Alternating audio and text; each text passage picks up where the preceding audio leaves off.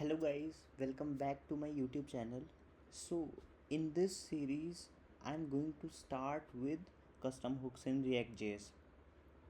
देखो boss, custom hooks को आप लोगों ने सुन तो रखा होगा। कस्टम हुक नाम का कुछ होता है रिएक्ट में, जैसे यूज स्टेट है, यूज इफ़ेक्ट है, ये सब रिएक्ट प्रोवाइड करता है। वैसे ही आप भी अपने कस्टम हुक्स बना सकते हो, बट उससे बेनिफिट क्या है? क्वेश्चन ये अराइज होता है। देखो बेनिफिट अगर मैं सिंपल टर्म्स में बताऊं तो आपकी जो भी रिएक्ट की फ़ाइल होती है, मान लो आपकी ये फ़ाइल है, राइट?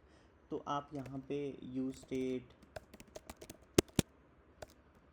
यूज़ इफ़ेक्ट कुछ भी यूज़ करते हो, राइट? बट ये जो ऊपर का जितना भी लॉजिक है, ये सब यहाँ पे ना रख के अगर आप चाहो कि इसको कहीं बाहर रखें और अंदर सिर्फ यूआई हो, सिर्फ डिव्स, आपके टैग्स और ये सब हो, आपके जितने भी आप लाइब्रेरी यूज़ कर रहे हैं, ड्रॉर यूज़ कर रहे हैं, मॉडल यूज़ कर रहे हैं, वो सब हो, और जितना भी लॉजिक हो वो सब कहीं बाहर हो, ताकि अगर आपको कभी लॉजिक फिक्स करना है तो आपके पास एक बहुत बड़ी सी फाइल ना हो, या फिर अगर आपको स्टाइल चेंज करने हो तो उससे आपका लॉजिक ना बिगड़े। इसलिए आप हुक्स बना सकते हो। आज हम एक बहुत सिंपल सा एप्लीकेशन बनाएंगे, हम काउंटर एप्लीकेशन बनाएंगे, और उसके बाद मैं आपको बताऊंगा कि आप अपना कस्टम हुक कैसे बना सकते हो, जिसकी हेल्प से आपके दोनों चीज़ें, आपका यूआई और आपका लॉजिक, दो डिफरेंट फाइल्स में हो। तो चलो स्टार्ट करते हैं। सबसे पहले मैं एक फ़ाइल बना लेता हूँ जिसका नाम रखूँगा मैं काउंटर यूआई।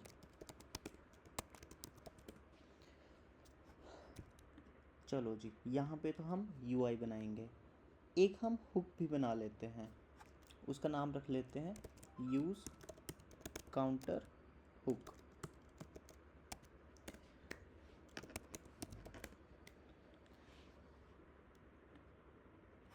और अभी के लिए एक एम्प्टी ऑब्जेक्ट इससे रिटर्न करा देते हैं। ठीक है जी।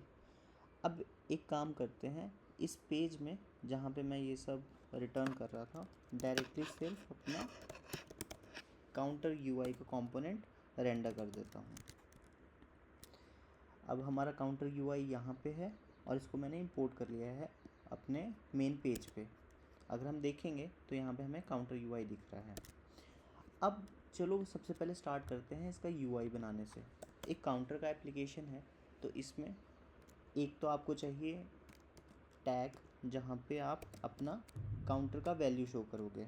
लेट्स से यहाँ पे 5 शो कर देता हूँ अभी के लिए, चलो 0 शो कर देता हूँ। इसके बाद आपको दो बटन्स भी लगेंगे इसको इंक्रीमेंट और डिक्रीमेंट करने के लिए, राइट?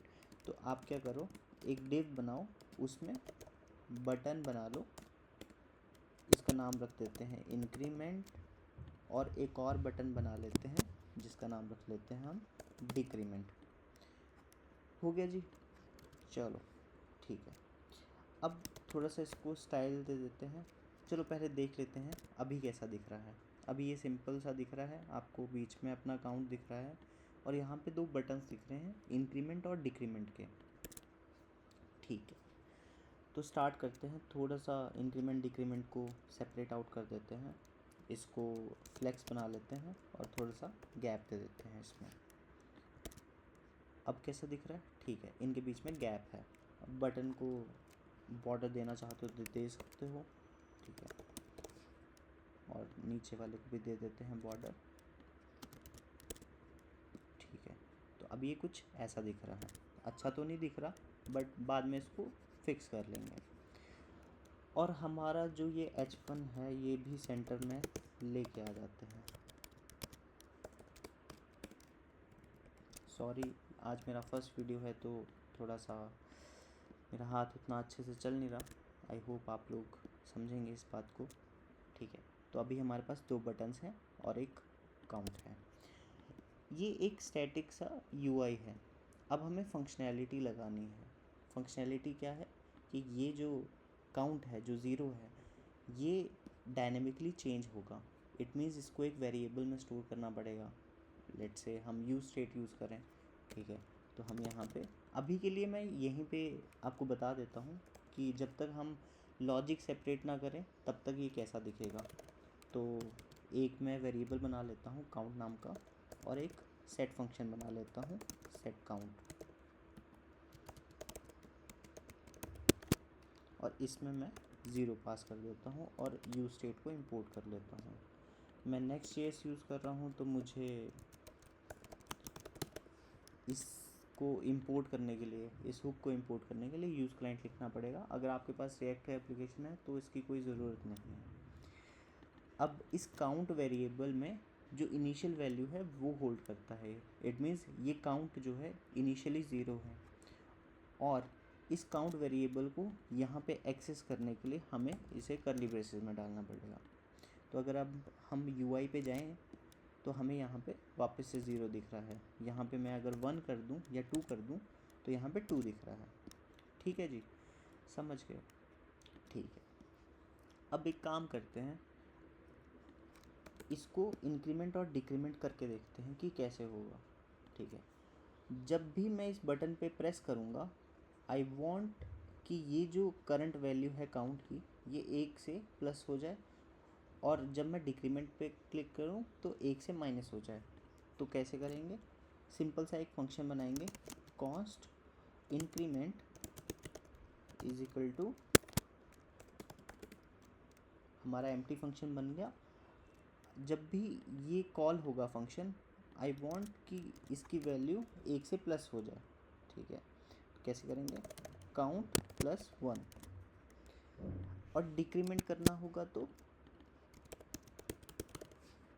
Same count -1। अब हमारे पास दोनों फंक्शंस बन गए। अब इस इंक्रीमेंट को क्या करेंगे, इसके ऑन क्लिक पे पास कर देंगे, और सेम डिक्रीमेंट को इसके ऑन क्लिक पे पास कर देंगे।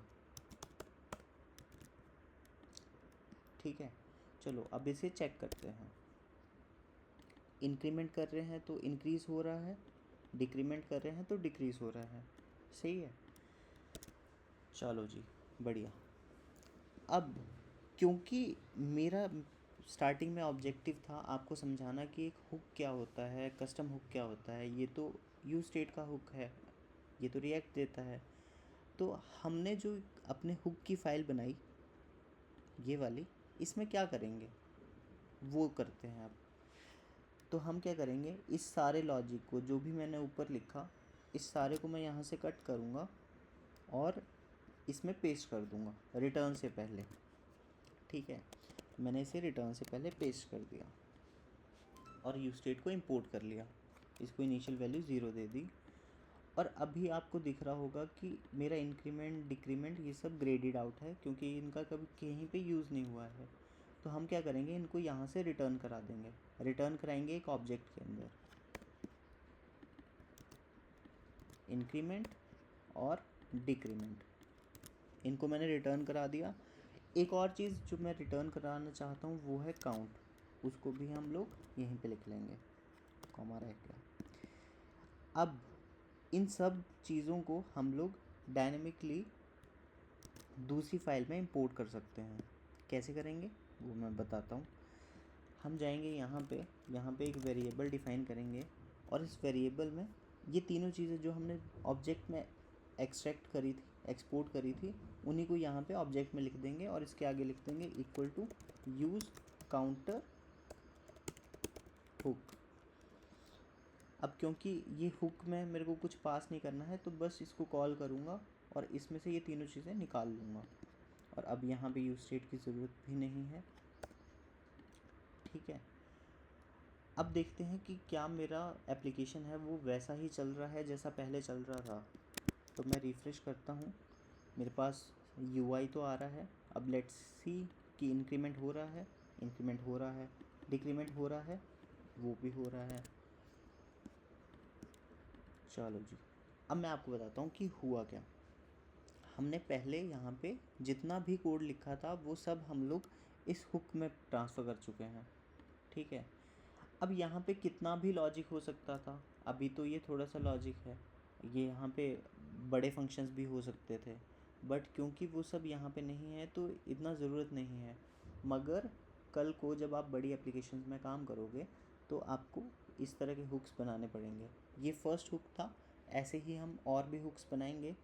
और अगर आपको ये सब समझ में आया है तो बहुत बढ़िया, नहीं आया है तो आप कमेंट कर सकते हैं। थैंक यू सो मच, हम मिलते हैं नेक्स्ट वीडियो में, तब तक टेक केयर, बाय।